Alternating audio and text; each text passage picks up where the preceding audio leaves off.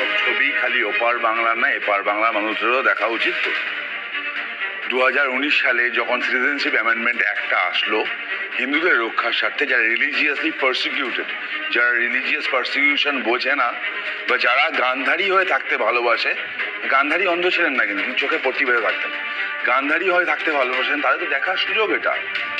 তখন বলা হয়েছিল না কেন মুসলিমরা নেই, বলো না বাংলাদেশ থেকে মুসলিমরা অত্যাচারিত হয়ে আসছে। কারা অত্যাচার করছে, কেন অত্যাচার করছে?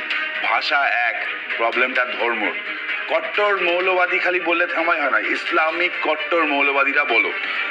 একটা ঘটনা মনে পড়ে যাচ্ছে, পূর্ণিমা দেবী মনে আছে না? পূর্ণিমা দেবী সেই বিখ্যাত ঘটনা যেটা জাতিসংঘেও আলোচনা হয়েছিল, আমার মেয়েটা খুব ছোট, তোমরা একবারে যেও না, একে একে যাও।